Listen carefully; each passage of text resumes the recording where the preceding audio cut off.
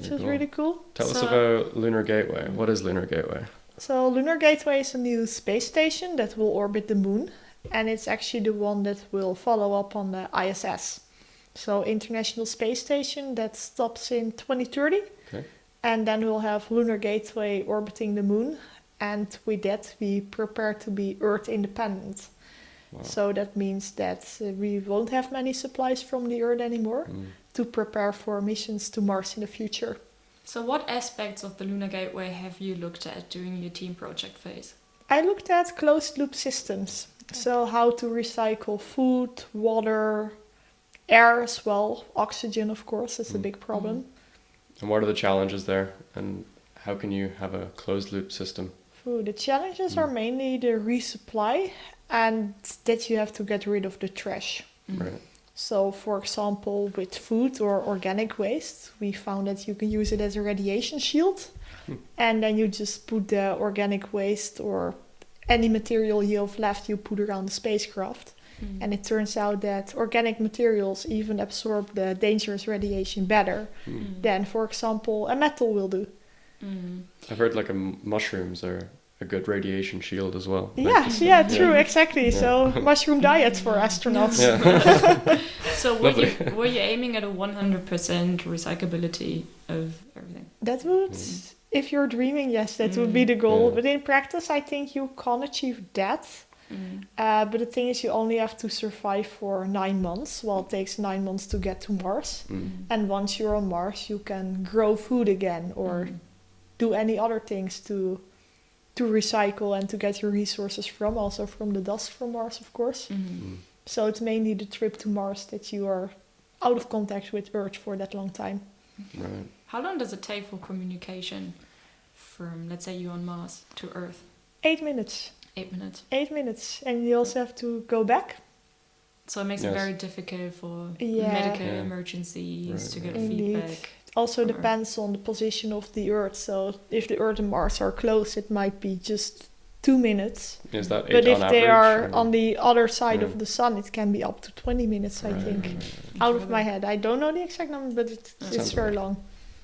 Maybe going back to the core lectures, the first phase, you know, the first time you've got to learn about different disciplines, you know, space law and policy, orbital mechanics, you know, all the fun stuff, space medicine. What was the most challenging core lecture discipline? I think policy and law, to be honest. That was mine too. They just presented all the laws, and I have dyslexia, so I'm very bad at reading stuff or remembering things with acronyms that are not of my interest. So that was pretty hard. Well, it was so new as well, and to me all the laws seemed the same. And I just learned in general what laws there are, but to remember their specific names. And we did have to write a test about it in the end, so we had to do a bit of studying. Everything there. And what core lecture, what discipline did you find surprisingly interesting? The medical part, human performance in space. There's also the department I picked later on to learn more about. Is that because you found the core lectures about human performance so interesting? Is that why you chose the department? Yeah. And also I have no background in it, so nothing about covered in my study.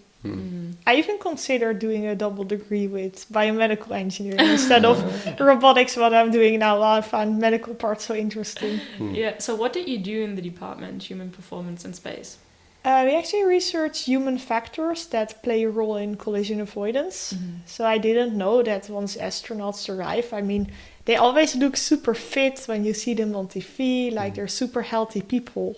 But once they get into space, they get very ill, they start making mistakes, and performance really decreases if they are up to do experiments and such. So we looked at what human factors play a role, and then especially interacting with robots in avoiding collisions. I see. Okay. And can you go into some detail as to why their performance suffers so much? In particular, what is happening to their bodies that makes them ill? It's mainly the weightlessness, and you don't think about it that much. It seems so cool, you're floating in space, you can chase candy, for example, but in reality, your eyes are deorienting, your heart has difficulties in pumping, your muscles are degrading a lot, so that's also why they have to sport 2 hours a day. And also all the neurological parts, from the intestine to your whole body is basically disoriented. Right. Mm. Yeah, we don't realize how important gravity is on the surface. Yeah. Until it's Yeah. gone. And it's a gone, dangerous environment as well. There's Mm. radiation, there's... So what are some countermeasures that astronauts can do or need to do in space? It's mainly training. So they exercise 2 hours a day to prevent muscular loss. Yeah. And they also take care of their diet, so they eat well to prevent that their muscles will be gone. They train a lot before they're going up into space. They take medicines.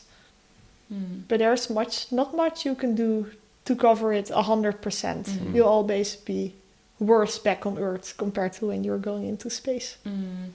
And despite those risks, you would still like to be an astronaut? Yes. Okay. Yes. Why is that? Tell us why. For me, it's also contributing to science. Yeah. And I feel being an astronaut, I can make the biggest contribution. Mm. Just doing all the experiments, gaining a bit of knowledge. Like, my knowledge is very broad, and my interest as well. And I really like to get knowledgeable in different disciplines. Mm. And also a part of inspiration, just Mm. giving what you've learned back to children, to humans back on Earth. Do you think humanity belongs in space or here on Earth? I think in space. Okay. Yes, humanity is made to explore. We climb mountains, we want to build planes. We always want to go further, exceeding limits compared to where we've been before. Mm. And I think space is now one of the most exciting fields to go to. Well, it's so unexplored beyond the moon. What would you like to see in your lifetime for space exploration? A mission to Mars. Yeah. Actually, a return mission to Mars. Oh, wow. I mean, I want to be an astronaut, but I want to go 2 ways. I always want to go back on Earth. Okay. And if there would be a return mission back and forth to Mars, that would be really exciting. You'd like to be on that mission. Yeah. And I think also a village on the moon. Yeah. I would be excited to see that, how we can establish A permanent a way of living on the moon, on another planet. Yeah. Yeah, lots of things needed for that. But Yeah. Absolutely. Yeah, we just recently saw the unveiling of the new spacesuits for the Artemis missions. I think it's Artemis 3. From So, Axiom, yeah, they just yeah. revealed it yesterday. Yeah, So I what saw did it you think? actually 2 months before already. Oh, we really? went to Axiom in Houston, Oh, so we yeah. got to see the spacesuits. Oh, yeah. And the part of the space station. I didn't go to Axiom, but did Yeah. you see some of the space station? No, it was only the spacesuit Okay. department. So it wasn't too exciting yesterday It to was see. actually, well, to see it from that close, yes. Well, they were testing it just far away from us, and we Okay. got to see many separate parts of how it's put together, Mm. but not from that close. Yeah. And they also added some details I didn't see before, Mm-hmm. so very impressive. It's very exciting. Collaboration with Prada. Yeah, Yeah. and very Interesting. innovative as well. Imagine the last spacesuit for extra vehicular activities on the moon, or Yeah. maybe 50 years ago. Yeah.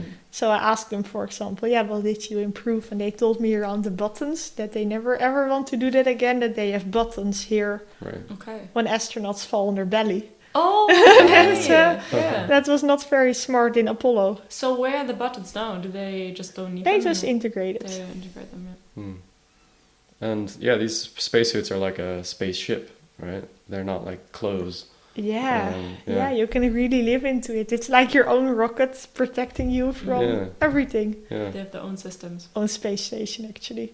Yeah. That's pretty cool. And sorry, back on the Lunar Gateway. So what will be its main function? I know it's going to be orbiting around the moon, but I guess it'll function like the ISS's to Earth, but to missions on the moon. Is that, Yes, okay. indeed. So it's a base for astronauts where they live. That at first, of course. But also for performing experiments and protecting the human from all the dangerous things that are out there.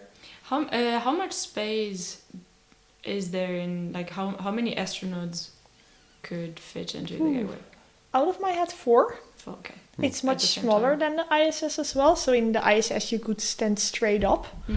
But I think Lunar Gateway is maybe 150 meters in diameter. So you can Okay. only float vertically. Okay. Wow. Much smaller. It's a tight space. Very tight. And I mean, if you wanted to do experiments in microgravity, you could just orbit the Earth, right? So why do we need a satellite orbiting the moon in particular? It's mainly to prepare as well for a mission to Mars. Okay. So they're thinking of using Lunar Gateway as the transfer station to Mars. And with that, we're mainly preparing for Earth independence. Very so cool. to recycle things, not to resupply it all the time.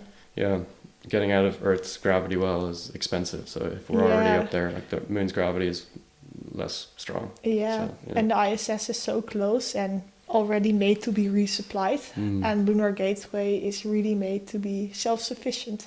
So what's the timeline for Lunar Gateway? When can we expect the first part, of the space station? It's planned To be in for space. 2026. Okay. And to be operational, 4 to 5 years after that. But space missions are always delayed, Yeah. It might take a little bit longer.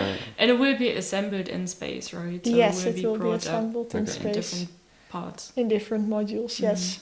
And is it independent of the Artemis missions, or No, is it it's in actually part of collaboration? the And Artemis. It's Artemis mission? 4. It's Artemis 4. Okay, Yes. very good. And it's done in collaboration with Blue Origin, is that? Or no, it's with many actually, space agencies. With, there's many. Okay. I don't know about the commercial ones, Okay. but they have JAXA, the European Space Agency, and those are the main players. Cool.